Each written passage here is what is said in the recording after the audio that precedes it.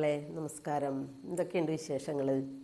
കഴിഞ്ഞ ദിവസം കംപ്ലീറ്റ് സ്വരാക്ഷരങ്ങൾ ഞാൻ എടുത്ത് 2 പാർട്ട് ഞാൻ വിട്ടു. ഞാൻ തന്നെ സ്വന്തമായിട്ട് എഡിറ്റ് ചെയ്ത് വിട്ട്. ആൽവിനാണ് എനിക്ക് തമ്പനയിലൊക്കെ ഉണ്ടാക്കി തന്നെയെന്ന് അറിയാമല്ലോ.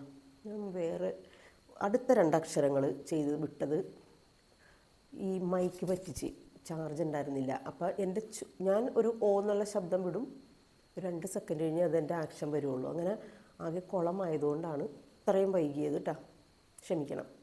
അപ്പോൾ നമ്മൾ ക്ലാസ്സിലേക്ക് കടക്കാൻ പോകുന്നു. സ്വരാക്ഷരങ്ങളിൽ 10 അക്ഷരങ്ങൾ പഠിച്ചു നമ്മൾ. അതിൽ ആ എന്നുള്ളതിന് ചിഹ്നമില്ല. ബാക്കി ആ, ഇ, ഈ, ഉ, ഊ, ഋ. ഇതിന് വലതുഭാഗത്തും എ, എ, ഐ എന്നുള്ളതിന് ഇടതുഭാഗത്തുമാണ് ചിഹ്നങ്ങൾ. എപ്പോൾ? വ്യഞ്ജനങ്ങൾക്ക് ശബ്ദം കൊടുക്കുമ്പോൾ. നമ്മൾ 2 വരയിൽ പുതിയ പുതിയ പേജുകളിൽ ഓരോ സ്വരാക്ഷരം എഴുതി ചേർത്ത് അതിന് ആനുപാതികമായിട്ട് വ്യഞ്ജനങ്ങൾക്ക് ശബ്ദം കൊടുത്ത് ചിഹ്നങ്ങൾ ചേർത്ത് വാക്കുകളും എഴുതി അല്ലേ? നമ്മൾ അടുത്ത ഭാഗത്തേക്ക് പോകുന്നു. അടുത്ത അക്ഷരമാണ് ഓ.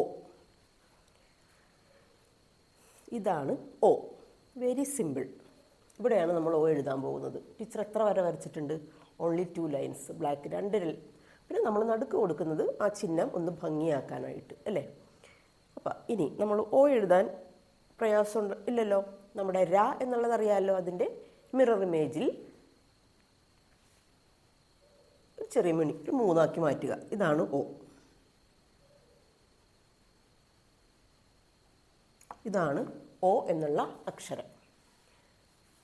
ഇനി എന്താ വേണ്ടത്? 3 പ്രാവശ്യം ഓ എഴുതുക. അതിനുശേഷം ഓയിൽ തുടങ്ങുന്ന വാക്ക് അല്ലേ? അപ്പോൾ നമുക്ക് അതിൻ്റെ അകത്ത് ഏതെല്ലാം ചിഹ്നങ്ങളൊക്കെ ഉപയോഗിക്കാം? ആ ചിഹ്നം ഉപയോഗിക്കാം, ഈ ചിഹ്നം ഉപയോഗിക്കാം, ഈ ഉപയോഗിക്കാം, ഉ, ഊ, ഋ വരെയുള്ള ചിഹ്നങ്ങൾ ഉപയോഗിച്ചുകൊണ്ടുള്ള വാക്കുകൾ എഴുതണം. ഓ എന്താ വേണ്ടത്? ആദ്യ അക്ഷരം ഓ തന്നെ. ഒരു വാക്ക് പറഞ്ഞേ. ഒരുമ, ഒപ്പ്, ഒച്ച, ഒച്ച് എന്നൊക്കെ എഴുതാം അല്ലേ? ഇത് എഴുതി കഴിഞ്ഞതിന് ശേഷം എന്താ വേണ്ടത്? ഓരോ വ്യഞ്ജനാക്ഷരങ്ങളുടെ പേജ് എടുക്കുക. അവിടെ നമ്മൾ ഓ എന്നുള്ള ശബ്ദം കൊടുത്തുകൊണ്ടുള്ള വാക്കുകളാണ് എഴുതേണ്ടത്. ഇവിടെ ശ്രദ്ധിക്കാനുള്ളത് ആ ചിഹ്നമില്ല. ആ മുതൽ ഋ വരെ എവിടെയാണ് ചിഹ്നം വരുന്നത് വാക്കുകൾക്ക്? വലത് അല്ലേ? വലത്.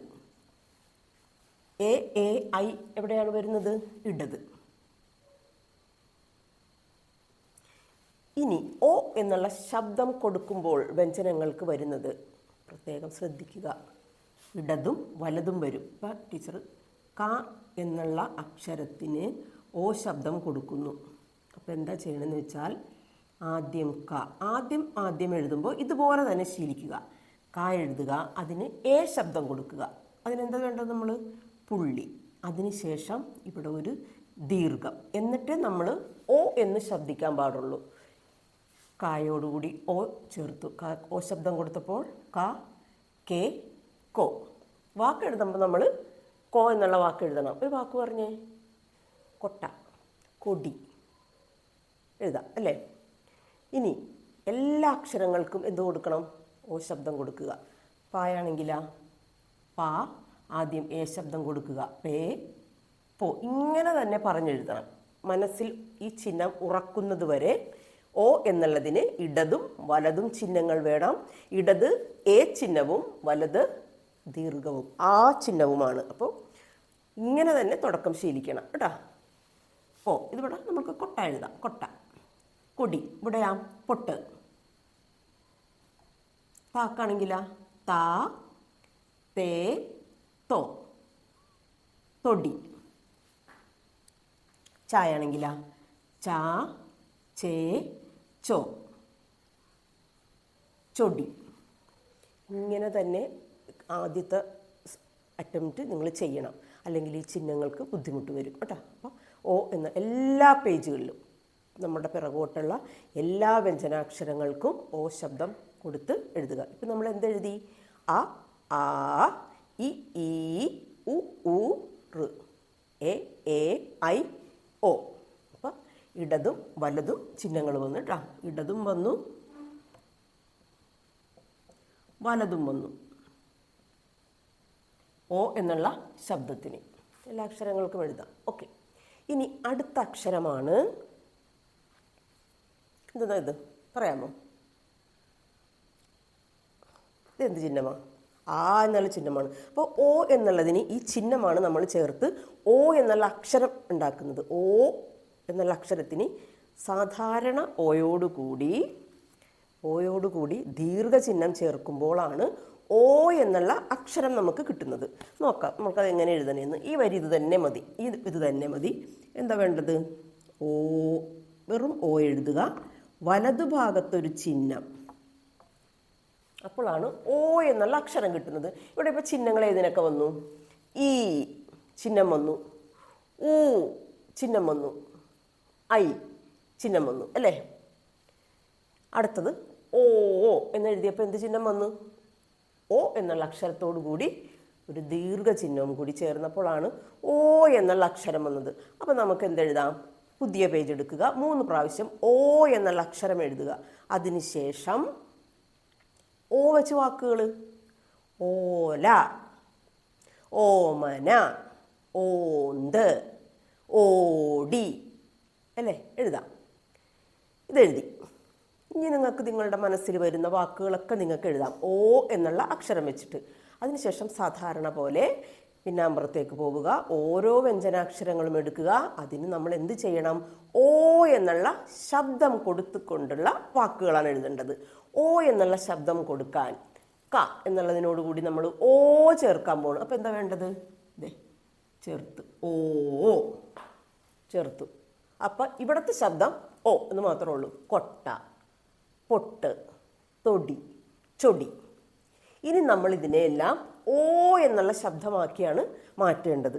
അതിന് ചെറിയൊരു മാറ്റം മാത്രമേ ഉള്ളൂ. ഈ ഭാഗങ്ങൾക്ക് മാത്രം, അതായത് ഇടത് ഭാഗത്ത് മാത്രം മാറ്റം. അപ്പം നമ്മൾ കൊട്ട എന്നുള്ളതിന് ഇപ്പം എന്തായി? കാട്ട. അപ്പം ശരിയാവില്ലല്ലേ? ഇതാണ് പരിപാടി. ഇതേ കെട്ടുപുള്ളി എന്താ? ഓ, കോ, കോട്ട. അപ്പം നമ്മൾ എന്താ വേണ്ടത്? എന്ത് ചെയ്യണം? കാ എഴുതുക, കേ എന്ന് എഴുതുക, കോയാക്കുക, ട. അതുപോലെ തായാണെങ്കിലാ ത, തേ, തോ, തോട്ട. പായാണെങ്കിലാ പ, പേ, പോ, പോട്ട. ഇങ്ങനെ തന്നെ ആദ്യം പറഞ്ഞ് അക്ഷരം മനസ്സിൽ ഉറപ്പിച്ചിട്ട് വേണം. പിന്നെ നമുക്ക് അത് കിട്ടിക്കഴിഞ്ഞാൽ ഓ എന്നുള്ളതിനും ഓ എന്നുള്ളതിനും ഇടതും വലതും ചിഹ്നങ്ങൾ എന്ന് മനസ്സിൽ ഉറപ്പിച്ചു കഴിഞ്ഞാൽ പിന്നെ നിങ്ങൾക്ക് തുടർച്ചയായിട്ട് എഴുതാം. മറന്നു പോകരുത് കേട്ടോ. Very important. ചിഹ്നങ്ങൾക്ക് വളരെ തെറ്റുകൾ സംഭവിക്കുന്ന ഒരു ഏരിയയാണ് ഓ ഓ ഓ. തെറ്റിക്കരുത്, ഉറപ്പിക്കുക. ഓക്കെ, അപ്പോൾ എല്ലാം അക്ഷരങ്ങളൊക്കെ എഴുതുമല്ലോ. നമുക്കിപ്പോൾ ഈ 2 അക്ഷരങ്ങൾക്ക് മാത്രമേ ഇടതും വലതും ചിഹ്നങ്ങൾ വരുന്നുള്ളൂ കേട്ടോ. വേറെ ഒന്നുമില്ല, വേറെ ഒന്നിനുമില്ല.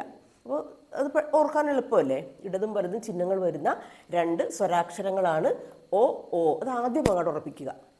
ആ എന്നുള്ളതിന് ചിഹ്നമില്ല. ആ മുതൽ ഋ വരെ വലതുഭാഗം, എ എ ഐ ഇടതുഭാഗം. ഓ ഓ ഇടതും വലതും. ഇടതുഭാഗത്ത് ഓ എന്നുള്ള അക്ഷരത്തിന് പുള്ളിയും വലതുഭാഗത്ത് ദീർഘവും. ഓ എന്നുള്ള അക്ഷരത്തിന് കെട്ടുപുള്ളിയും വലതുഭാഗത്ത് ദീർഘവും. എ എന്നുള്ള അക്ഷരത്തിൻ്റെ ചിഹ്നം ഇത് പുള്ളി അല്ലേ? ഇത് നമ്മൾ എ എന്നുള്ള അക്ഷരത്തിന് കൊടുത്ത് ഇവിടെ ഓ എന്നുള്ള അക്ഷരത്തിനും അത് തന്നെ കൊടുക്കുന്നു. മനസ്സിലായില്ല? കണ്ട, എ ഓ, എ ഓ. ഇപ്പം 2 പേർക്കും ഇതുമായിട്ട് കൂട്ടുണ്ട്. അപ്പോൾ ഓ ഓ കഴിഞ്ഞ് ഇനി നമുക്ക് അടുത്ത ക്ലാസ്സിൽ അടുത്ത അക്ഷരങ്ങൾ പഠിക്കാം. ഓക്കെ, നന്ദി, നമസ്കാരം.